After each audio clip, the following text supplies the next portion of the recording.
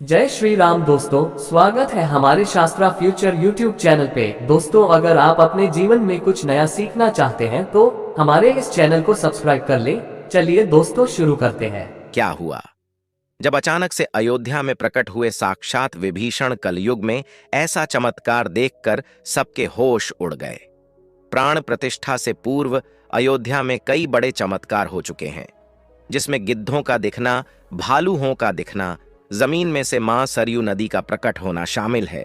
लेकिन इस चमत्कार को अभी तक का सबसे बड़ा चमत्कार कहा जा रहा है, जिसके पीछे की सच्चाई जानकर आपके पैरों तले जमीन खिसक जाएगी। आखिर क्या है सच्चाई? क्या सच में लंका के राजा विभीषण अपने मित्र राम लल्ला से मिलने पहुंचे हैं? क्या विभीषण आज भी जीवित है? ऐसे कई रहस्य से पर्दा उठेगा। आज की इसी वीडियो में शुरुआत करने से पहले, अगर आप एक सच्चे सनातनी हैं और राम मंदिर बनने से बेहद खुश है तो इस वीडियो को लाइक करें और कमेंट बॉक्स में जय श्री राम जरूर लिखें। अयोध्या में राम मंदिर की प्राण प्रतिष्ठा की तैयारी जोर शोर से चल रही है। 22 जनवरी को राम लल्ला को गर्भगृह में स्थापित किया जाएगा। हर राम भक्त को इस दिन का लंबे समय से इंतजार था। अयोध्या में 22 जनवरी से लेकर 25 मार्च तक कई खास कार्यक्रमों का आयोजन किया जाएगा।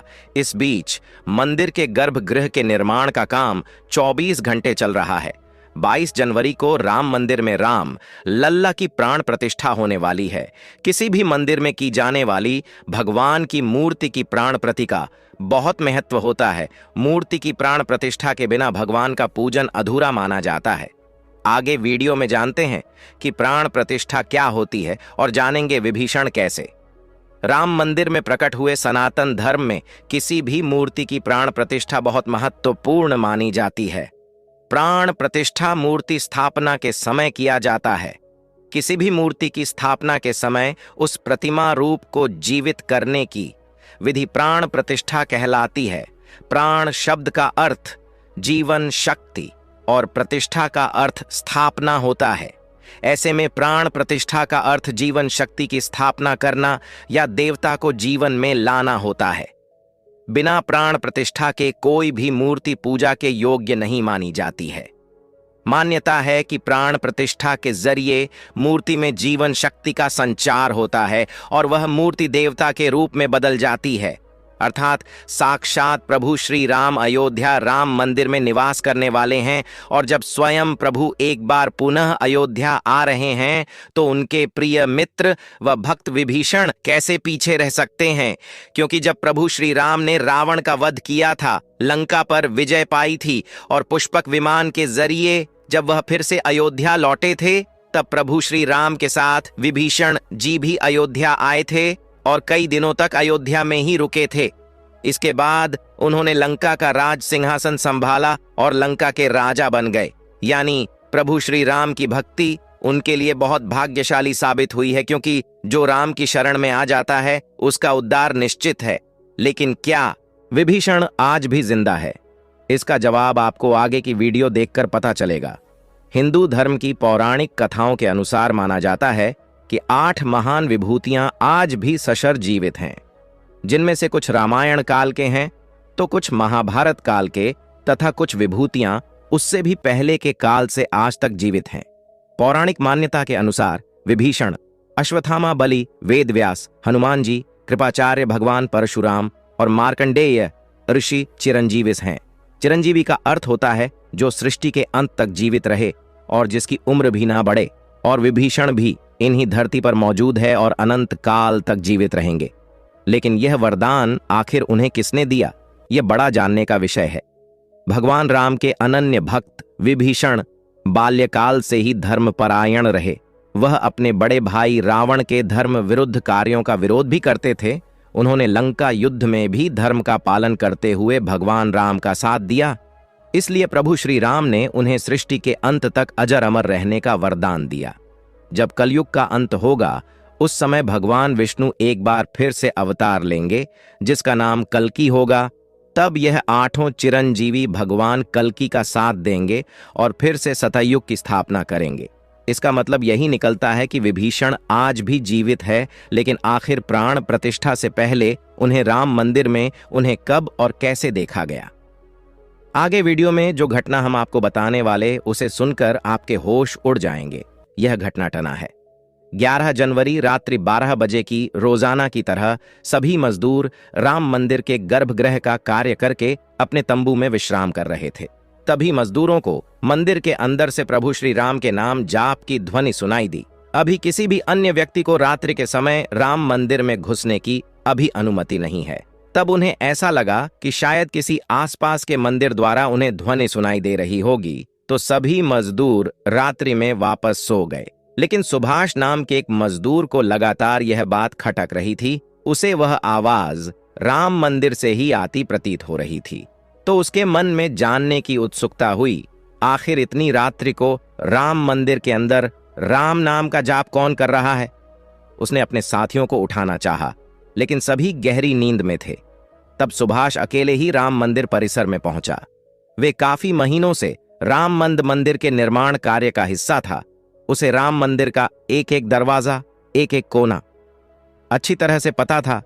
जब उसने राम मंदिर के गर्भगृह में झांक कर देखा तो वहां पर एक बहुत ही दिव्य पुरुष, जिनके अंदर से काफी तेज प्रकट हो रहा था, वे अपने हाथों में माला लिए राम नाम का जाप कर रहे थे। ऐसा लग रहा था मानो वे काफी दिव्य पुरुष हों और किसी पौराणिक समय से आए हों। उनके बैठने का तरीका और उनका अन्य राजाओं की तरह मालूम पड़ रहा था। सुभाष यह नजारा देखकर दंग रह गया। इसके बाद सुरेश अपने साथी मजदूरों के पास गया और उन्हें यह सारी सच्चाई बताई।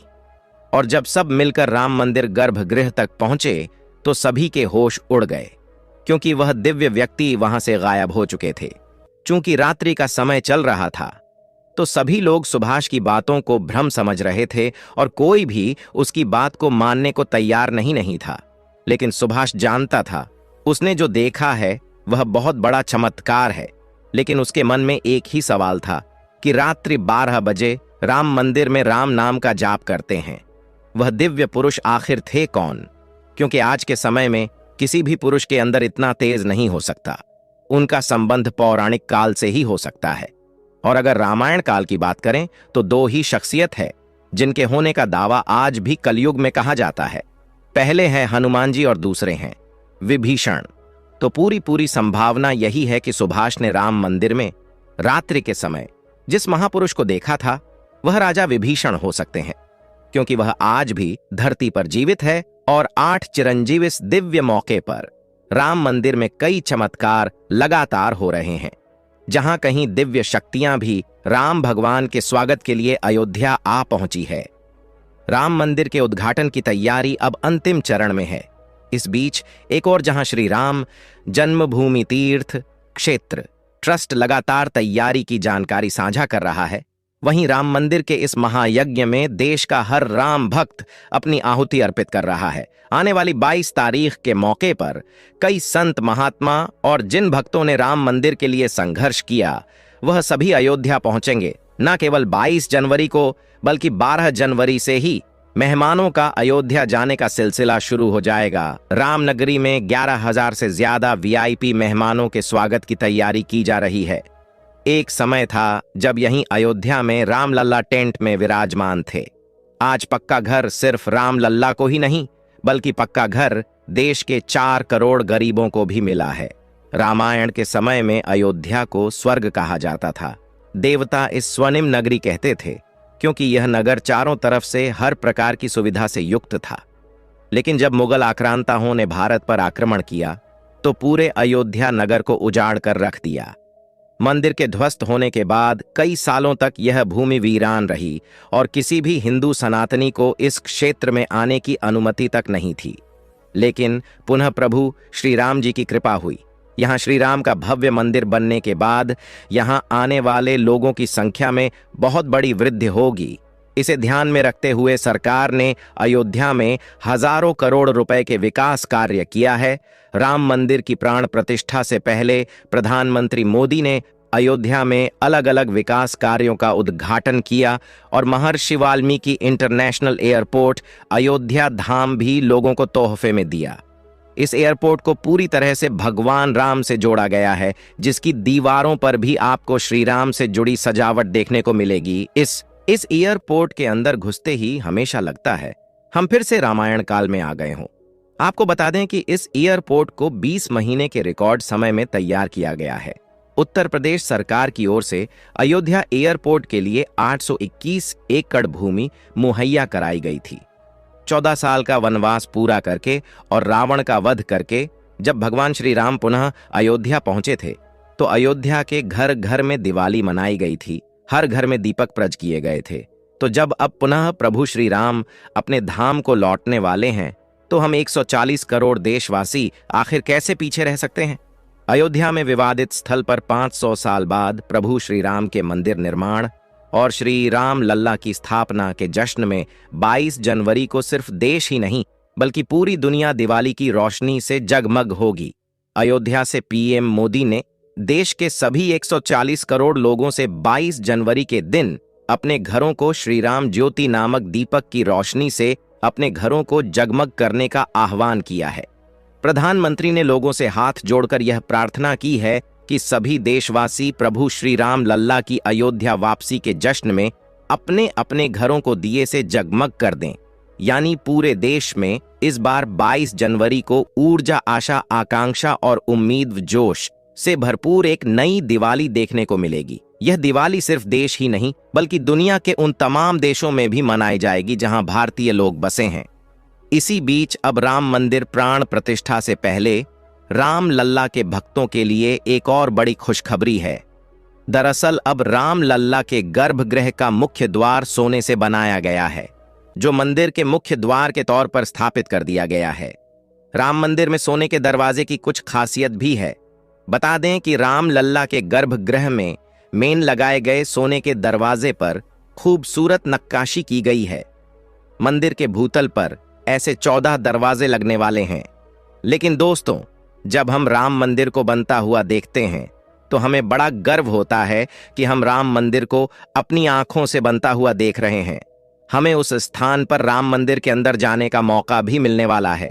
लेकिन एक समय ऐसा भी था जब यहां पर हजारों कार सेवकों ने इस मंदिर के निर्माण के लिए अपने प्राणों का बलिदान दे दिया था। 1528 ईस्वी में श्री राम मंदिर को बाबर के आदेश से उसके सेनापति मीर बाकी ने गिराकर वहां एक मस्जिद बना दी। इसके बाद से हिंदू समाज एक दिन भी चुप नहीं बैठा। वह लगातार इस स्थान को पाने के लिए संघर्ष करता रहा। 23 दिसंबर 1929 को हिंदुओं ने वहां राम लल्ला की मूर्ति स्थापित कर पूजन एवं अखंड कीर्तन शुरू कर दिया। विश्व हिंदू परिषद द्वारा इस विषय को अपने हाथ में लेने से पूर्व तक 36 बार श्री राम जन्मभूमि मुक्त कराने के प्रयास किए हिंदुओं ने किए, जिसमें देश के हर भाग से हजारों नर नारियों का बलिदान हुआ, पर पूर्ण सफलता उन्हें कभी नहीं मिल पाई। 2 नवंबर 1993 को तत्कालीन मुख्यमंत्री मुलायम सिंह यादव की सरकार में कार सेवकों पर पुलिस ने बर्बरतापूर्वक गोलियां चलाई थीं, जो कि सच में एक निंदनीय घटना है। उस समय अयोध्या के वासुदेव गुप्त, राजेंद्र धरिका, रमेश पांडे और कोलकाता के दोनों कोठारी बंधुओं सहित अनेक कार्यसेवक इसमें शहीद हो गए थे। नीचे कमेंट बॉक्स में आप इन्हें श्रद्धांजलि जरूर दें। लेकिन दोस्तों, कहते हैं जो सच होता है वो स्प्रिंग की तरह होता है, उसे जितना दबाया जाए वह उतना ही तेज गति के साथ ऊपर आता है। 9 नवंबर 2019 का दिन सुनहरे अक्षरों में दर्ज किया गया, जब सुप्रीम कोर्ट की 5 जजों वाली बेंच ने ऐतिहासिक फैसला सुनाया और विवादित जमीन हिंदू पक्ष को मिली। और अब 22 जनवरी 2024 को भव्य राम मंदिर के अंदर रामलाल की प्राण प्रतिष्ठा होने वाली है। इस प्राण प्रतिष्ठा के भव्य समारोह में देश विदेश की 11,000 हस्तियों का आमंत्रण दिया गया है। लेकिन दोस्तों, कुछ राजनीतिक दलों ने राम मंदिर किस भव्य समारोह में आने का न्योता ठुकरा दिया है। इसके संदर्भ में देशवासियों का कहना है कि दुनिया में देवता और राक्षस दोनों प्रकार के लोग रहते हैं। देवता मंदिर में प्रवेश कर सकते हैं, लेकिन रक्षा मंदिर के अंदर नहीं जाते।